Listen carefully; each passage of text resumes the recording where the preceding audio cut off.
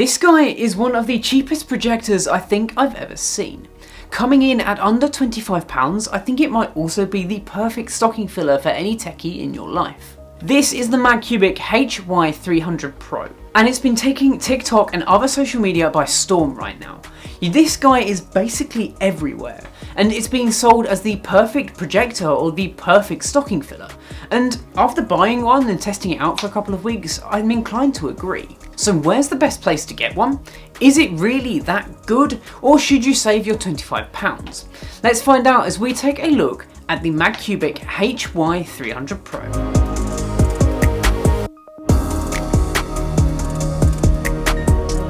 Before we jump into this review, I do just want to say that this projector can be found on a few different platforms.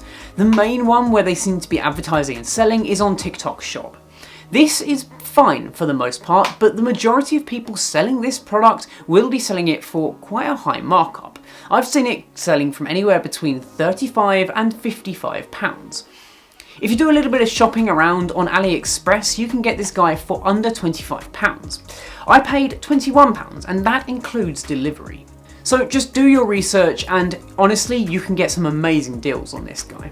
When you get the projector in the rather battered box, you'll get the projector itself, a remote control and a power cable. That really is all you get, and it really is all you need. Taking a look around the projector, you can definitely see where it got its influences. This guy looks like the Samsung Freestyle projector, which is almost 10 times its price. It's ridiculous. On the back of the projector is where you've got all of the brains. You can see the power cable, as well as a place for a USB and a HDMI. You can plug in things like Fire Sticks here, and that USB will power them as well.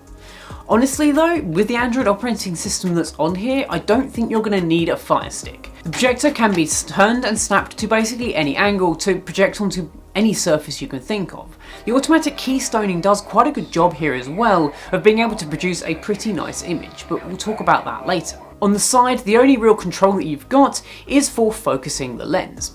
And on the front is where you've obviously got the lens itself. On the base, we also have a place to be able to screw in a mount, so it can be mounted to a tripod or even the ceiling, depending on where you want to use it. The controller is fine. It's very much inspired by other controllers like the Fire Stick.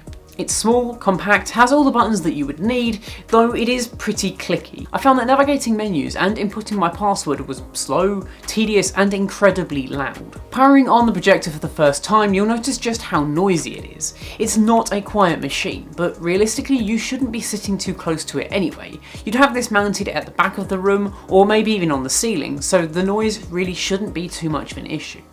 It takes a little while to power on, and that's because of the processor that's in here. It's pretty underpowered, and I think that's one of the places where they cut the corners the most to get it down to this sort of £21 to £25 price point. Once it does eventually load, you get a pretty generic looking Android interface. It has a few pre-installed apps like Netflix and YouTube, but there's also the ability to go to their App Store or even the Google Play Store to basically download any app that you might need, be that Plex, Hulu, and even apps like Disney Plus and some games. This is basically just an Android tablet, so anything you can do on an Android tablet you can absolutely do on this projector. Just don't expect to be doing it quickly because of that underpowered CPU that's in here. It has Bluetooth and Wi-Fi too, so you can connect up your phone using something like AirPlay or even Miracast to allow you to display your iPad, iPhone or Android device directly onto the projector. The Wi-Fi is not the quickest. It's a 2.5 GHz network, and quite honestly, for watching the majority of films it will be fine. It's just a little bit slow to get started, so you'll have that lower quality until it manages to catch up. Let's talk about the image though, because what would a projector be without the image?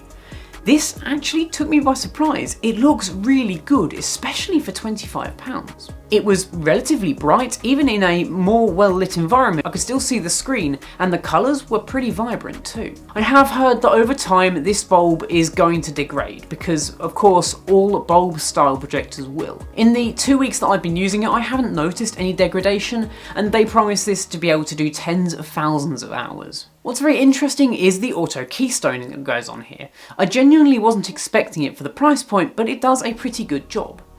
Usually when it comes to keystoning, you would have a separate dial that would allow you to basically tilt the screen and get the perfect angle for you. I'm not entirely sure how the Magcubic does it, because usually for the more higher end projectors, it would have a small camera that would try to work out patterns. I can only assume here it's doing it via the gyroscope. And as I say, it does a pretty good job, but it's definitely not perfect. In terms of audio, it's pretty bad actually. I was really unimpressed by the audio that comes out of this thing. It's like a phone speaker, but even more tinny somehow. Thankfully, there is a 3.5mm jack in the back, so you can connect up external speakers or even something via Bluetooth if you want a better audio experience. Playing Crab Rave here, you will notice that there's no real warmth, depth or bass to any of the sound here. If you're watching films, then it might just suffice, and myself and my wife use this projector a lot in bed watching YouTube videos, where honestly, audio isn't a massive part of the experience anyway, and it's perfectly viable for that. So in essence then, who is this projector for? I think it's for anyone who's looking for a cheap alternative to buying something like a massive TV, be that for a children's bedroom or just for a casual movie night.